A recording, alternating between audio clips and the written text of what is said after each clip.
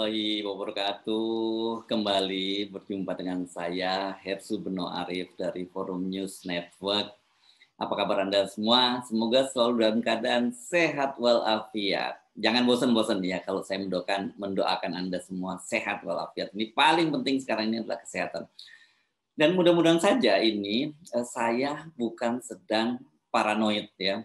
Saya terpengaruh isu bahwa Pilpres 2024 itu benar-benar didesain hanya dua pasang cawapres saja ya, seperti yang pernah disampaikan oleh mantan Presiden Susilo Bambang Yudhoyono.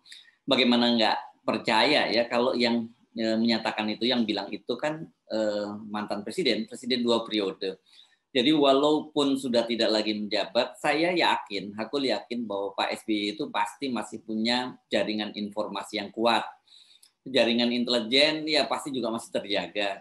Dan beliau yang pasti tidak akan mungkin asal ngomong saja, asal jeplak. Itu saya kira bukan tabiat dari Pak SBY. Apalagi kan desain Pilpres 2 pasang ini secara terbuka itu juga sudah disampaikan oleh Sekjen PDIP Hasto Kristianto. Jadi maunya PDIP itu juga hanya 2 pasang calon saja.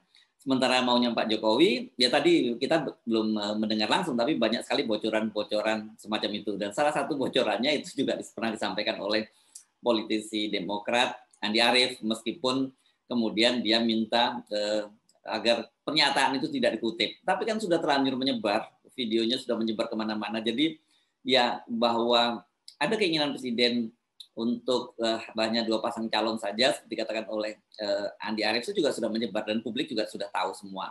Jadi nggak perlu terlalu berlebihan kalau kemudian sekarang juga saya berpikir, ini jangan-jangan memang serius ya.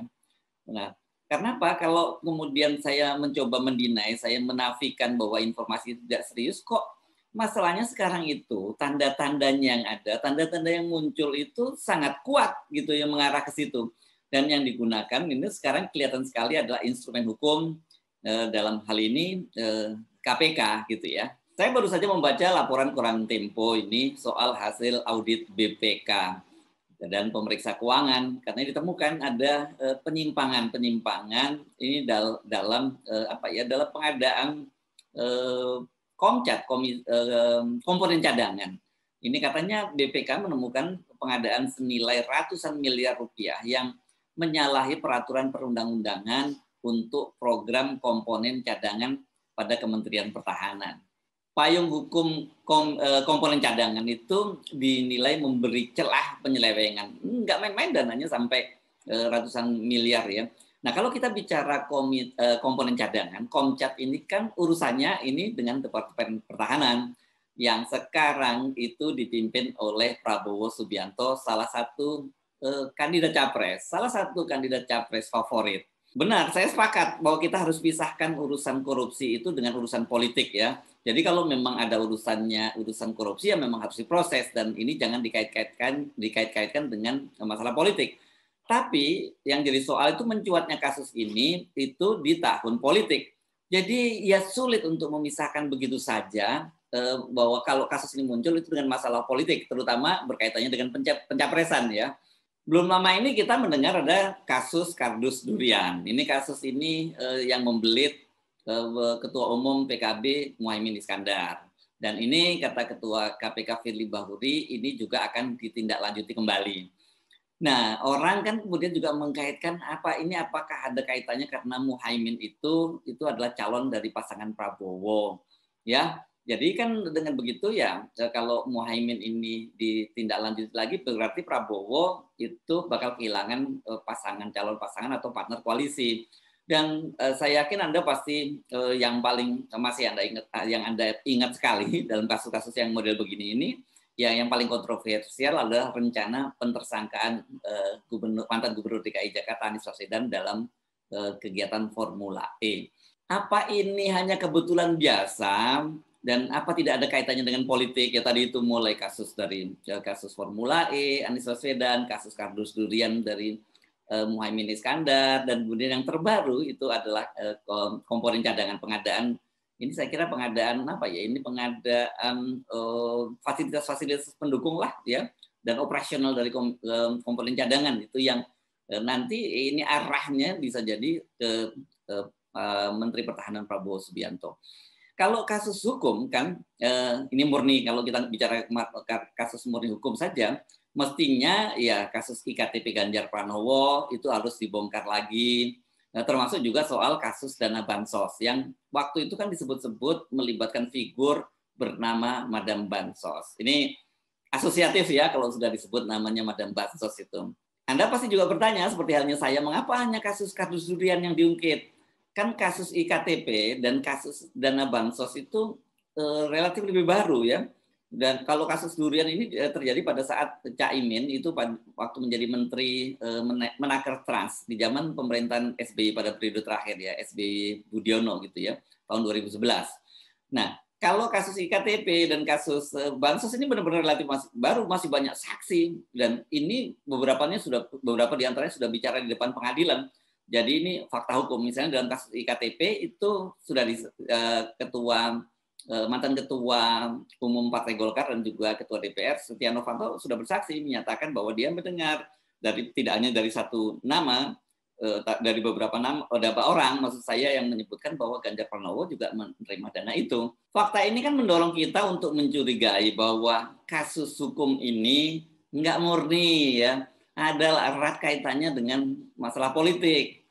Kebetulan kok Anies Baswedan dan Prabowo bersama dengan Ganjar itu kan disebut-sebut sebagai calon presiden potensial yang akan bersaing pada Pilpres 2024. Apa iya ini hanya kebetulan biasa saja? Kalau kebetulan biasa, sekali lagi, mengapa hanya kasus Anies? Kalau kasus Prabowo ini masih belum dikaitkan ke Prabowo, tapi ada tanda-tanda ke arah situ. Dan yang dibuka, kenapa kasusnya Ganjar Pranowo yang berkaitan dengan IKTP kok tidak diungkit-ungkit lagi oleh Ketua KPK? Gitu. Anies Baswedan kan sudah dicapreskan oleh Nasdem. Jadi sudah diumumkan oleh Nasdem dan ini tinggal nunggu ini tawar-menawar antara PKS dan Demokrat gitu. Dengan begitu nanti dipastikan ini kalau sudah deal di antara mereka, Anies akan diusung oleh Nasdem, PKS dan Demokrat. Prabowo dengan Caimin, wah itu malah sebenarnya sudah melangkah lebih jauh ya. Mereka sudah Caimin dan pimpinan PKB sudah diundang dalam rakernas dari Gerindra dan kemarin juga giliran Pak Prabowo diundang dalam forum akbar yang digelar oleh PKB dan kabarnya mereka juga sudah akan melangkah lebih jauh itu membuat sekretariat bersama. Jadi dua-duanya ini sudah berpotensi besar maju Pilpres. Ada punya elektabilitas yang tinggi dan kemudian juga ada partai politik yang ancang-ancang bersedia akan mengusung mereka menjadi pasangan. Ini kan ada syarat presidensial threshold 20%. Kalau dalam hal ini saya kira Pak Prabowo jauh lebih maju dibandingkan Anies Baswedan karena Anies Baswedan kan masih belum deal nih antara PKS dan Demokrat. Sementara kalau Gerindra dengan PKB itu sudah deal, mereka akan mengusung Prabowo dan Caimin. Tinggal yang sudah deal sebenarnya Pak Prabowo menjadi presiden. Apakah kemudian dengan Caimin atau yang lain yang ini masih berproses. Ganjar Pranowo juga begitu. Perkembangan terbaru kita kan menyimak dari pernyataan dari politisi PAN ya Bima Arya Sugiarto, bahkan kemudian juga ditegaskan oleh Ketua Umum DPP PAN Zulkifli Hasan, mereka itu akan mengusung Ganjar Pranowo pada Pilpres 2024 nanti. PAN malah sudah menyebut pasangannya dengan Gubernur Jawa Barat Ridwan Kamil. Dan demikian juga dengan P3, meskipun tidak langsung para ketua umumnya menyebut, tetapi beberapa daerah sudah melakukan deklarasi untuk mengusung Ganjar Pranowo. Jadi clear lah ini P3 dan PAN ini akan mengusung Ganjar Pranowo pada Pilpres 2024. Ini tinggal siapa yang jadi pasangannya. Nah, Golkar ini partner di KIB memang belum menyebut nama Ganjar.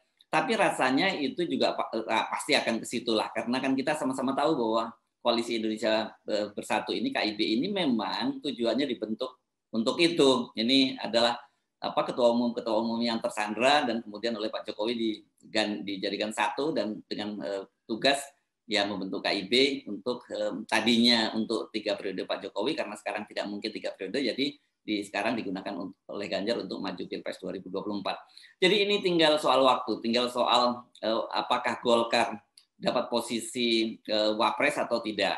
Nah kalau ngomongin Golkar, ini saya kira ini kan juga Pak Airlangga Hartarto ini juga kelihatannya juga ada handicap soal hukum kan.